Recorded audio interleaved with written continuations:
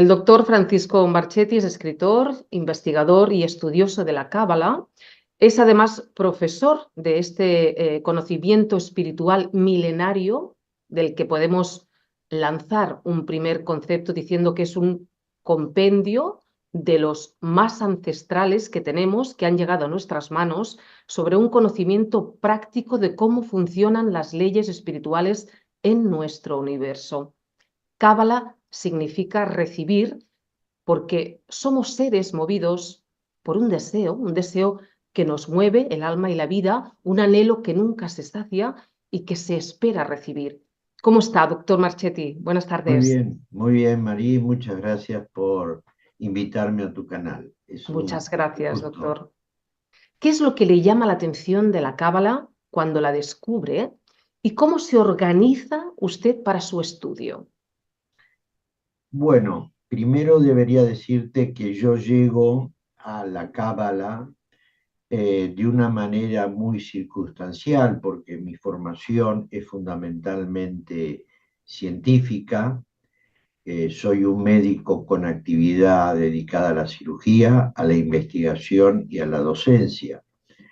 Llevo 20 años viviendo aquí en Barcelona, más 23 años viviendo en Barcelona, pero en Buenos Aires yo trabajaba como full time en el Instituto de Investigaciones Médicas de la Universidad de Buenos Aires. Y la cábala sabe cómo aparece en la vida, aparece sin que tú la busques, aparece el día menos pensado.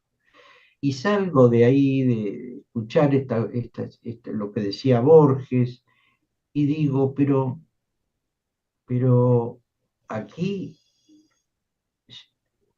el embrión, la gestación, los 9 meses, la molécula esta, y la cábala estudia la creación, y cómo nadie unió la cábala con la creación biológica. Y ahí empieza mi locura.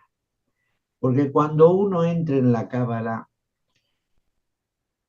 es como si entraras a un cuarto que vienes de la oscuridad y de repente entras a algo que te encandila de tal manera que tienes que tener cuidado, mucho cuidado, Mm. porque es tanta la información que te va a llegar y te va a llegar de varias maneras, un día caminando, un día soñando, un día, no sé, lavando los platos, cualquier momento te va a llegar la información porque cuando tú entras en la cábala, entras en un despertar permanente y en un prestar atención permanente. Dejas de distraerte en la vida, dejas de lado muchas simplezas para estar atento a cosas que te están por llegar en cualquier momento y tienes que estar preparado. Entonces, aquí tienes que tener prudencia y tienes que tener cuidado. La cábala te puede enloquecer también, ¿no? Porque entras en un terreno de conocimiento muy, muy profundos. Y yo descubrí, te diría, con la cábala, la biología y la ciencia. Fíjate que es al revés, ¿eh? Yo la ciencia la conocía muy pragmáticamente, pero los entretejos, los secretos, las profundidades, las energías tan profundas que hay en la biología, yo las conocí y tuve una iluminación extraordinaria a partir de la cábala. Mm. Claro, es que, doctor, es un estudio infinito, como dice, ¿no? Porque no se acaba. No se acaba, se van abriendo puertas y nacen nuevas preguntas y más preguntas, ¿no? En ese afán de conocer la realidad. Claro, como dice usted, lo abarca todo, la física, la matemática, todas las ciencias, ¿no? ¿Cómo funciona el universo y cómo funciona el alma? ¿Cómo se dan, doctor, esos hilos de conexión alma-universo? Muy buena pregunta. Yo te diría que hay dos problemas fundamentales para entender todo. Porque tú que entrevistas mucha gente, que tienes este hermoso canal, vas a escuchar y escucharás permanentemente que hablamos de energía y de energía y de energía, pero si tú a alguno de ellos le llegas a preguntar qué es la energía, es como pegarle un tiro en los dos pies, porque no vas a saber responderte. Pero ¿qué ocurre? Aparece un físico que es más místico que físico y que dice una cosa maravillosa, que la sensación más hermosa y profunda que podemos experimentar es la sensación de la mística, que es el legado de toda ciencia verdadera. La mística es el legado de toda ciencia verdadera. Y el que viene a arreglar este problema del ente y del ser no es nada menos que el físico Albert Einstein. ¿Qué dice esto?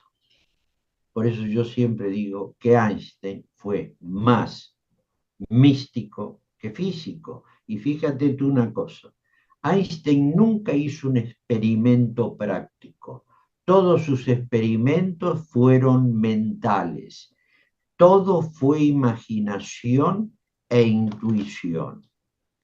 ¿Qué dice Einstein? Resuelve el problema del ser y de la nada uniéndolos. No hay ser por un lado y, perdón, el ser y el ente. No hay ser por un lado y ente por el otro. El ente somos todos nosotros. Somos este escritorio, somos los seres humanos, es esta taza donde yo tomo líquido, es todo. Y el ser es la esencia del todo. Cada ente tiene su esencia, cada especie tiene su esencia. La especie árbol tiene como esencia en la semilla, que es la esencia del árbol. Nosotros en los gametos masculinos y femeninos tenemos la esencia de la humanidad, y así sucesivamente. Que la materia es energía, es luz. La constante en esta fórmula es la luz. Y quiere decirnos Einstein que si tú y yo viajáramos a la velocidad de la luz en estos momentos, somos luz. Desaparecemos. Somos luz. Por lo tanto, Einstein rompe con todos los esquemas filosóficos de la separación del ser con el ente y une en un solo elemento conceptual definiéndolo como energía. Fíjate que los cabalistas dicen que el creador primero pensó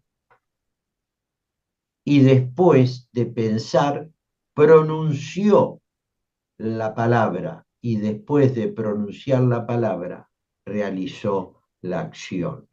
Pensamiento y palabra va siempre junto en nosotros, pero la acción va separada. Porque yo puedo pensar y expresar un deseo, pero no realizarlo, no llevarlo a la acción. Puedo pensar escribir un libro y decirte voy a escribir un libro, pero no ejecutar la acción y nunca escribirlo. Tiene la cábala un símbolo importantísimo en todo su estudio, que yo creo que es lo que hace de la cábala una espiritualidad eminentemente práctica, que es el árbol de la vida. ¿Qué es, doctor? ¿Y qué Bueno, hallamos a través de él? sí, yo diría que el árbol de la vida es la herramienta más importante de la cábala. ¿Eh? ¿Cómo lo podemos definir? Bueno, lo podemos definir como un mapa, ¿m?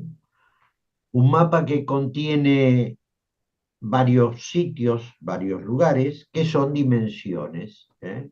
Es decir, uno cuando tiene un mapa le sirve de guía para recorrer distintos lugares, ¿no es cierto? Detenerse en un lugar, de ahí pasar a otro lugar y así sucesivamente.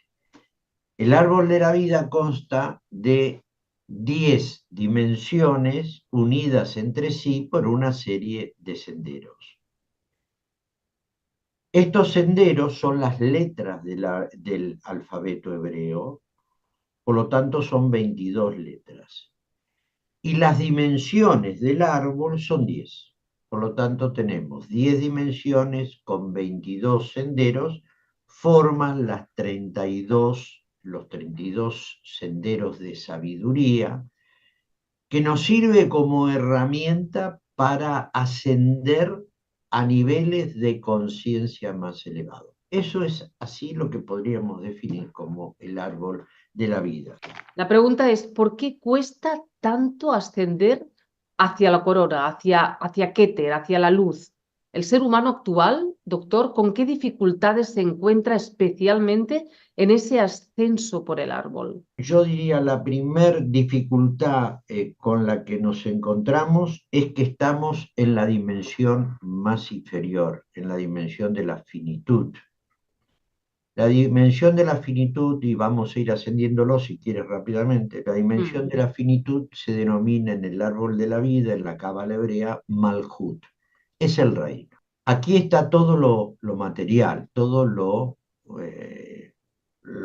visible, lo perceptible. Yo llamo el mundo de la percepción, el mundo de la percepción sensorial, que en realidad es un mundo de apariencia, porque todo lo que percibimos no es lo que vemos, ni lo que tocamos, ni lo que oímos, ni lo que gustamos, porque todo esto se percibe a través de receptores periféricos que no son otra cosa que corpúsculos que reciben estímulos. Entonces, nos cuesta desprendernos de este mundo. ¿Por qué? Porque en este mundo tenemos lo que nosotros creemos que es la certeza, que tenemos la seguridad. Aunque muchas veces vivimos en la incertidumbre, buscamos siempre la seguridad. Y aquí en este mundo nos sentimos más o menos seguros, nos sentimos seres que pensamos poco en la muerte nuestra, sino que pensamos siempre que el que muere es el otro, no pensamos en nuestra mortalidad, por lo cual estamos en un nivel de obnubilación. Estamos obnubilados. No estamos despiertos, diría yo. ¿Y por qué no estamos despiertos? Porque desgraciadamente esta dimensión de energía que es Malhut, no desgraciadamente, porque todas las dimensiones son sagradas, pero está unida a una que le sigue inmediatamente superior, que es Yesod. Yesod es la dimensión, ¿cómo podría decir yo?, de la identidad personal. ¿Eh? Ahí nos identificamos como personas.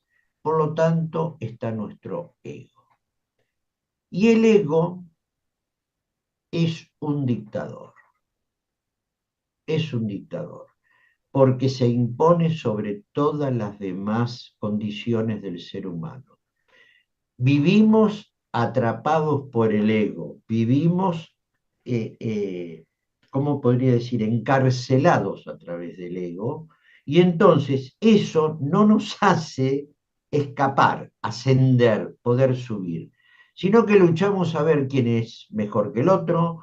En política, si tú eres corrupto, yo soy menos corrupto que tú, que si en literatura el escritor aquel escribe peor que yo, siempre está el yo imponiéndose por el otro. Es decir, nos cuesta la mirada del otro. No nos atrevemos a mirarnos en el otro. Entonces nos miramos en sí mismos y seguimos anclados en Malhut. La posición o la dimensión de Yesod nos tira hacia abajo, no nos deja subir. Pero cuando rompemos con el ego, cuando decimos basta de ser yo y yo y yo, porque yo no soy nada, si me pongo a pensar lo que dije antes, que soy energía, que soy luz, que no soy materia, que no tengo una personalidad propia, sino que tengo condiciones de vida, puedo ascender, paso a una dimensión más, haciendo un nivel de conciencia. Aquí quiero aclarar lo siguiente. Hay normalmente para la Cábala 32 niveles de conciencia, que son las 22 letras hebreas y las 10 sefirot. ¿eh? Yo voy a hablar nada más rápidamente de estos 10 niveles de conciencia, pero aclaro que hay 32 niveles de conciencia. La gente supone que tenemos una conciencia única aquí, pero vamos a ver que llegamos a algo que no está aquí. Bien, llegamos a Netzat. Netzat es el lenguaje emocional, el lenguaje no estructurado, es decir, el lenguaje no hablado, donde están mis expresiones ya más artísticas, más creativas, eh, donde ya percibo emociones interiores que me sacuden, ¿eh? Y que no las expreso, que me las guardo, o me las guardo por timidez, o porque no me gusta expresarlas, por lo que sea. Ya estoy en un nivel que me he desprendido del ego de Yesod y paso enfrente de esta dimensión de Netzat, tengo la dimensión de Hot. Siempre tengo una dimensión frente a la otra. Es lo que va a producir el equilibrio. Para que una no se vaya para un lado, tengo la otra que siempre va a equilibrar la situación. En Hot ya está el lenguaje estructurado, es lo que estamos haciendo nosotros, la dialéctica, la conversación, el diálogo, el monólogo, donde yo tengo que saber, y aquí me cuesta ya un poco, cómo debo hablar contigo. Tengo que pensar lo que tengo que decirte. No puedo decirte cualquier cosa. Si tú me estás preguntando qué es el árbol de la vida y yo te contesto con los Rolling Stones, tú me dices, no, no, aquí el lenguaje no está estructurado. Y el lenguaje estructurado, fíjate tú, lo que te estoy diciendo, está pegado al pensamiento. Porque yo estoy pensando lo que te tengo que decir. Estoy en un nivel muy alto en este momento, a pesar de estar dentro de una estructura lingüística. Estoy en un nivel alto. Aquí ya empiezo a ascender mucho más y me voy a Gesed. Gesed es la misericordia, es la bondad. ¿Y qué es la misericordia y qué es la bondad? La voy a definir de una manera muy simple. Tú me has mandado un mail y me dices, doctor, tengo deseos o ganas de entrevistarlo, hablar con usted. Y yo siento una satisfacción enorme porque tú me haces esta invitación que me enaltece y yo te respondo con misericordia y te digo, sí, estaré contigo en esta conversación porque me siento bien y no lo hago por ningún interés personal, económico, de ninguna naturaleza. Pero cuidado, tú no puedes vivir toda la vida de misericordia, dando, dando y dando. También necesitas recibir, ¿eh? Tú necesitas, puedes dar 10 cursos gratis, pero también deberás dar 10 cursos cobrándolo porque tienes que pagar la luz, tienes que comprarte el vestido, tienes que comer, tienes que vivir. Por lo tanto, la cábala no reniega de lo material. La cábala no es ese espiritualismo de que te vas a un convento, te encierras en un convento y vives así. Claro, eso es una manera de escape muy bonita, ¿no? A mí me gustaría estar todo el día meditando y sin tener ningún tipo de problema. No, la cábala te dice, si tienes problemas, tienes que entrar en tal dimensión y resolverlo. Por el otro lado de la misericordia tengo a Geburah. Geburah es la fuerza y es el rigor. Y me dice, cuidado, aquí pone límites.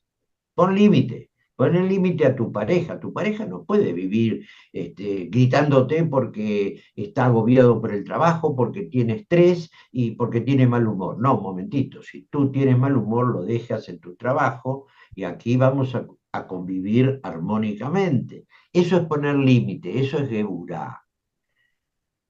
Por lo tanto, la misericordia sin Geburá no va, y Geburá sin misericordia tampoco. Pero fíjate tú que alrededor de Geburá, de Gesed, de Netzat y de Jod tenemos a Tiferet. Tiferet es el corazón, la armonía, y la armonía y el amor que es equilibrio. Equilibrio. Cuando hablamos de amor o hablamos de armonía o de belleza, estamos hablando de equilibrio.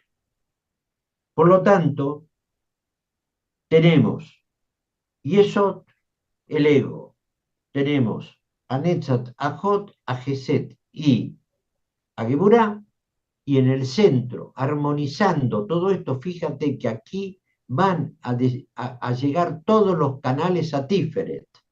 Por eso Tiferet se llama Seir Ampin, porque armoniza las 6 dimensiones del árbol de la vida.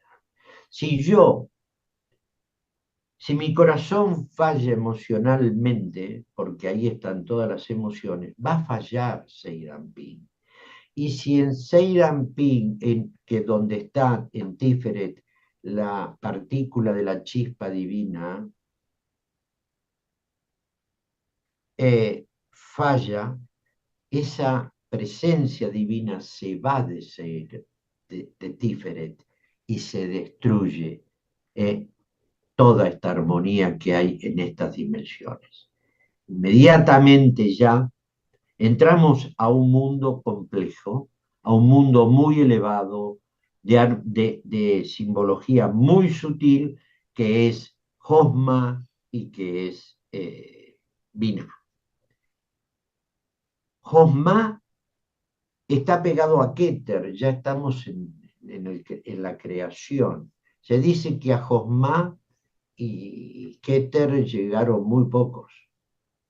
Yo diría Yeshua de Nazaret, el rabino Yeshua de Nazaret, que fue para mí uno de los primeros grandes cabalistas, tal vez después de Abraham, que fue otro gran cabalista.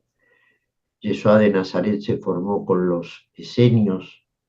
En ese periodo de tiempo que desaparece, estuvo en las cuevas del Qumran. Esto hasta lo ha dicho Benedicto XVI, en las cuevas del Qumran, con la secta de los esenios, los más grandes cabalistas de aquel momento.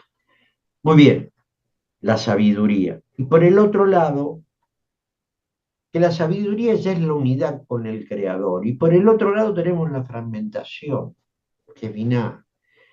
Y ahí vivimos en el mundo fragmentario, lo claro con lo oscuro, el blanco con el negro, aparecen los racistas que no quieren a los negros que no quieren a los blancos. ¿eh? Este mundo es muy peligroso, el mundo de la fragmentación es peligrosa, pero es necesaria, porque aquí justamente, a partir de aquí, es donde va a bajar al mundo de la creación.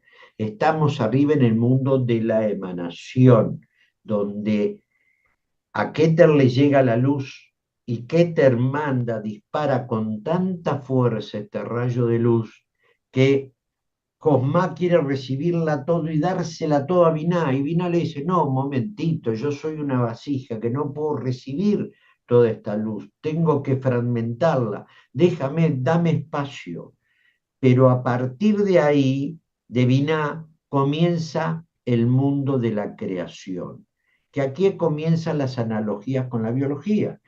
Bajamos del mundo de la creación al mundo de la formación, donde ya el feto se empieza a formar y a estructurar, porque antes era una estructura molecular o atómica, y bajamos al mundo de la acción, que es el mundo de Asia. Y cuando yo te dije hoy al principio, los 9 meses de gestación y que la progesterona protege la gestación durante 9 meses, es porque la creación del ser humano se produce en 3 trimestres. Cada trimestre, ¿no es cierto?, de 3 meses, tenemos 3, 6, 9. Si llevamos los trimestres en semana, cada trimestre tiene 12 semanas. 12 por 3, 36. 6 más 3, 9. Por lo tanto, la creación, la gestación, se produce en 9 meses. ¿Por qué? Porque no puede pasar de Malhut. Aquí Ujú. tenemos 3, tríada, tríada y tríada. 3, 6, 9. Por eso la gestación, y este es uno de los grandes secretos de la Cábala, tiene que ser en 9 meses. Tú me puedes decir, doctor, sí, pero puede ocurrir en 10 meses, sí, en 10 meses, pero serían 37 semanas, 7 más 3, 10. Ahí se acabó. No hay creación en el universo que pueda sobrepasar las 10 dimensiones del árbol de la vida. Las 10 dimensiones. Este mapa. Por eso el árbol de la vida es el mapa de la creación, entendido de esta manera. Y si te vas a los niveles ya biológicos, tendríamos en la primer tríada, Keter, Josma, Binah, el mundo de Asilut, sería el mundo de los quarks, que van a formar los núcleos de las células, perdón, de los átomos. Bajamos a Geset, Geburah y Tiferet, y ahí ya entramos en el mundo de la creación, es decir, en el mundo donde los átomos se unen para formar moléculas simples que luego van a formar moléculas más complejas, para bajar a la tercer tríada, que es la tríada de Hod, Nesat, Hod y Yesod, que es el mundo de la estructuración, donde ya las moléculas se han unido entre sí, las grandes moléculas forman las células los tejidos, y los tejidos los órganos, es decir, se ha completado el sistema biológico. Hemos unido la biología con la cábala. La Cábala dice, que es una cosa que me encanta, dice, debemos ver el mundo como recién nacidos cada mañana. Cada día es una nueva oportunidad de descubrir la vida y a nosotros mismos. Cada día se hace el mundo de nuevo cada vez que abrimos los ojos. Cada día es un regalo que nos llega. ¿Para qué? Para que crezcamos, para nuestra propia evolución, ¿verdad? Exactamente. Yo diría que cuando tú ya has entrado en el mundo de la cábala, es un mundo de permanente conocimiento.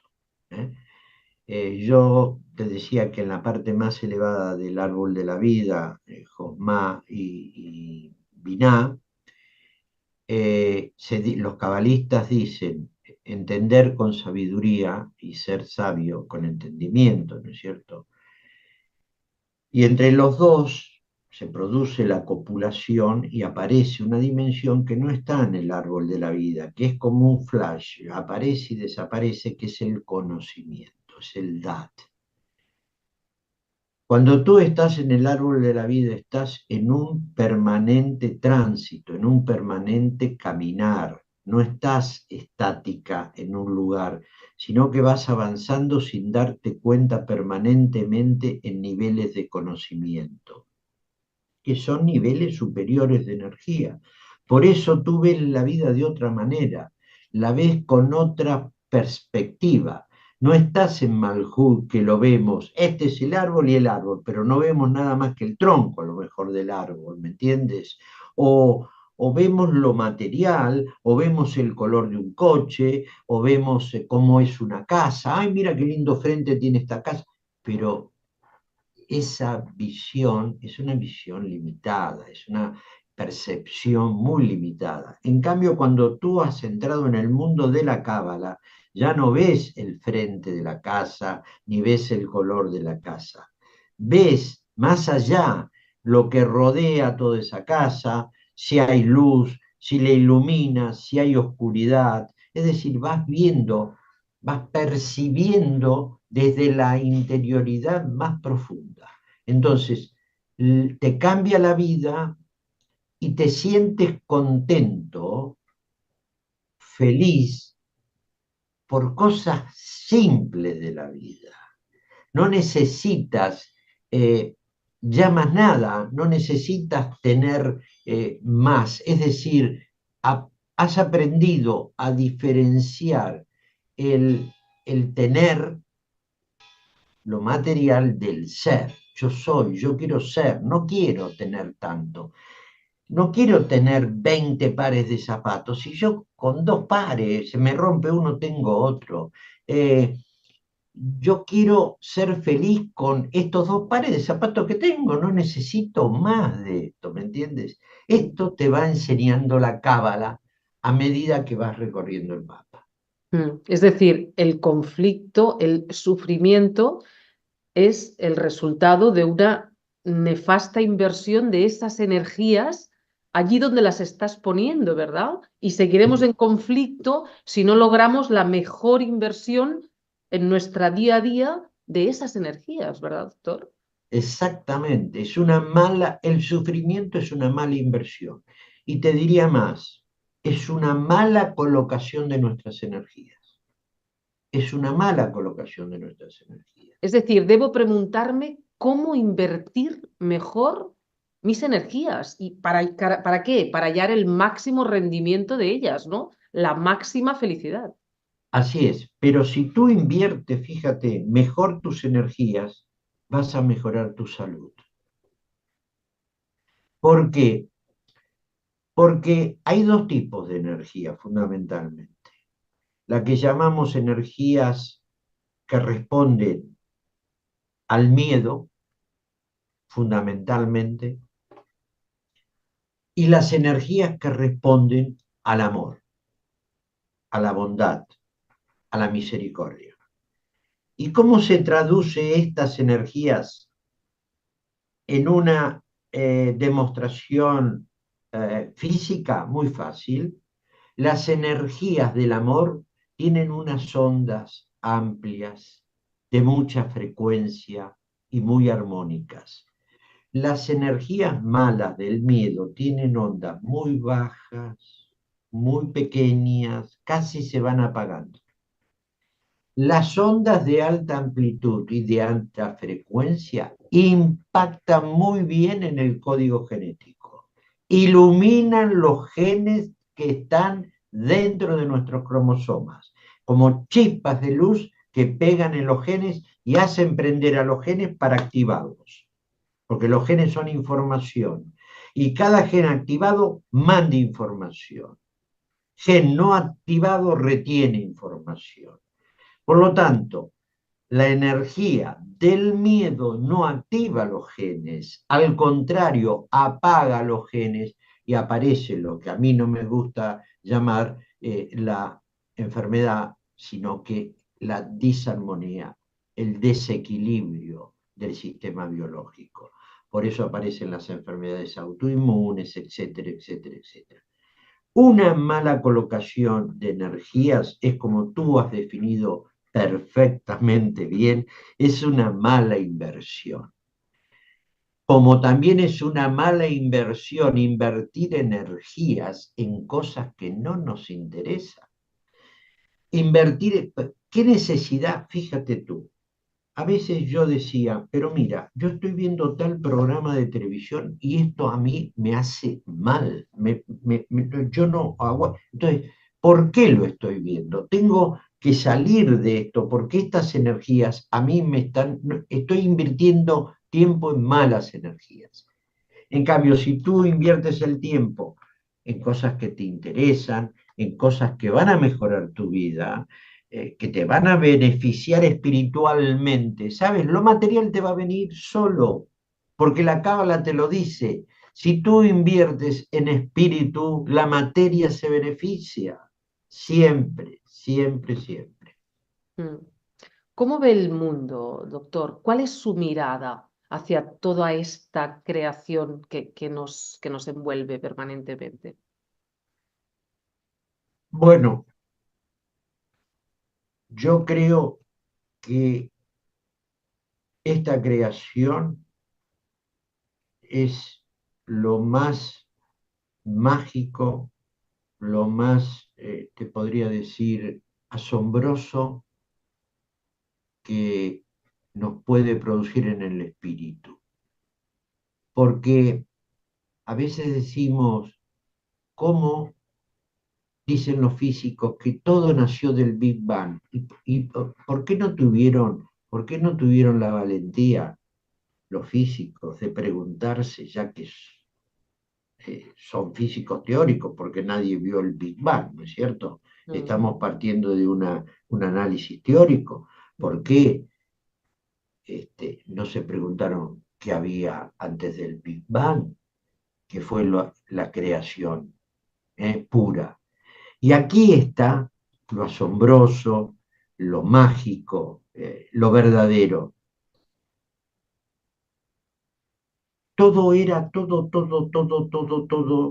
lo que es hoy era todo energía, todo luz, infinita luz. Y aquí surge el primer tema misterioso, que es el pensamiento que hablábamos hoy. Primero el pensamiento, después la palabra y después la acción. Esa energía pensó y dijo, yo aquí, en esta extensión, no puedo crear, porque si yo creo algo, se va a expandir tanto que no se va a poder formar. Si tú quisieras pintar, suponte, en el mar o poner una gota de agua en el mar, no va a quedar contenida porque el mar es tan inmenso que se va. Entonces, ¿qué hizo este pensamiento? Dijo, yo no tengo que ser egoísta, yo tengo que autocontraerme, encerrarme en mí mismo, autoexiliarme. Y este término es muy importante para pensarlo después para nosotros, mm, autoexiliarme. Y al hacerlo, ¿qué pasó? Alrededor se convirtió en un punto y alrededor de él generó un espacio. Y de esa singularidad emitió un rayo de luz a la oscuridad, porque para que haya luz tiene que haber oscuridad. Si tú entras a tu habitación que está oscura, para que haya luz tiene que estar la habitación oscura para que la luz se haga presente. mm. Y en ese instante manda ese rayo, esa emanación, y lo baja hacia Keter, que sería ahí donde comienza todo el proceso. Pero fíjate tú una cosa que interesante es, ¿no? Esto que los cabalistas llamamos, o yo no me considero cabalista, llaman el Ein Sof, la luz infinita, y su autocontracción, el Tzimtzum, es lo que posibilitó todo. Y en el ser humano, en la creación del ser humano, en los primeros 7 días, en el séptimo día, todo ese conjunto de células que se van formando en grupitos durante 7 días en el útero materno, en el séptimo día se ponen todas alrededor y dejan un espacio para que ahí se desarrolle el embrión. Es decir, si no hay espacio, no hay creación. Este proceso no puede ser al azar. Einstein ya dijo, Dios no juega los dados, señores. Dios no juega los dados. Aquí hay un proyecto bien definido. Por eso, cuando yo en mi libro pongo que defino la conciencia como un epifenómeno de la energía, porque la conciencia es energía, y por eso nuestra conciencia no está en el cerebro. Nuestra conciencia trasciende nuestro cerebro. Por lo tanto, el que piensa es la energía, no el cerebro. El cerebro es la vasija, es la sefirot, es la dimensión que contiene a esa energía. Por lo tanto, quien está pensando ahora no es mi cerebro, son las neuronas. ¿Y las neuronas qué son? Energía. Ahora bien, una vez dando una clase de anatomía, de neuroanatomía y hablando de las neuronas, le dije a los alumnos, ¿qué creen usted que está ocurriendo en estos momentos mientras estamos estudiando las neuronas? Y yo les respondí, porque nadie me lo había respondido, en este momento las neuronas se están estudiando a sí mismas. Por eso te digo que lo mágico de ver el mundo y de ver la creación es entender al creador en este proyecto. Y si entendemos esto, nos vamos a dar cuenta que el ego nuestro no tiene por qué, no tiene ningún sentido, no tenemos, no tiene, somos, ni siquiera somos átomos dentro del universo, ni siquiera somos átomos. Y una pregunta muy importante que nos podemos hacer a lo largo de nuestra vida, en algunas situaciones a lo mejor que nos parezcan difícil, ¿qué haría esa energía primera, amorosa, que nos sostiene ante esto? Sí, yo no me atrevo a decir qué haría, ¿no? Porque no tengo esa respuesta, ¿no? Pero creo que no se alegraría, indudablemente, ¿no? De ver, yo estaba viendo, hablando el otro día con mi mujer, con mis hijos, y decía, pero ¿cómo puede ser esto de la guerra? ¿A dónde estamos llegando? Porque ya ni es guerra esto, estos son genocidios. Hemos tenido ya un genocidio en la Segunda Guerra Mundial, veníamos de un genocidio de la Primera Guerra Mundial. ¿Qué es lo que pretende el ser humano? Se preguntará en estos momentos el que creó todo esto, ¿no? ¿Qué es lo que pretenden estos seres que yo he creado? Bueno, yo creo, por lo menos lo que he aprendido yo, que la redención nuestra, la salvación, está en el conocimiento, no en la ignorancia. Y que desgraciadamente el mundo está gobernado por ignorantes, por gente que no tiene conocimiento de esto que estamos hablando. No ha llegado a niveles de elevación de conciencia elevada. Lo ves lo ves en los discursos de los que nos gobiernan. Da lástima escucharlos. En los planteos que se hacen. Son planteos personales, que tu mujer estuvo haciendo un negociado con tal empresario. No, tu mujer es la que estuvo y la discusión política son discusiones personales que ya ni siquiera están en Malhut, están por debajo de Malhut, ¿me entiendes? Y estos gobiernan el mundo. Entonces, el creador dirá, se salvarán aquellos que lleguen a Dat, a copular entre Geset y entre Josma y Binah, aquellos que se atrevan sin miedo a ascender niveles de conciencia. Por lo tanto, la salvación estará en cada uno de nosotros, no en el contexto del universo, porque no hay solidaridad, porque el ser humano está en Malhut y en Yesod. Mm. Ahora bien, no ocurre lo mismo dentro de nuestro universo biológico.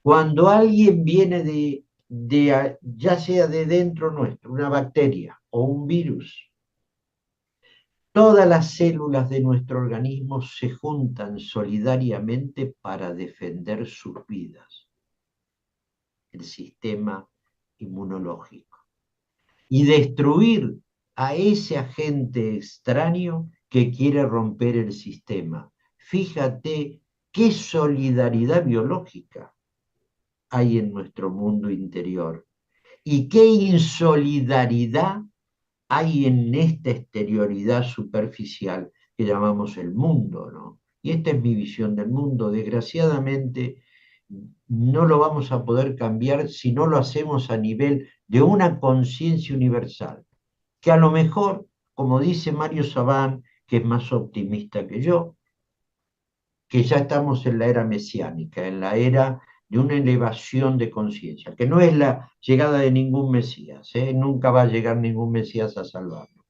pero que es este, eh, un nivel de elevación de conciencia colectivo. Ojalá, ojalá esto se dé. Mm. ¿Qué es el mal en la Cábala? Porque he leído algo así, como que el mal es el bien en posición incorrecta. ¿Eso quiere decir que el mal no existe como tal?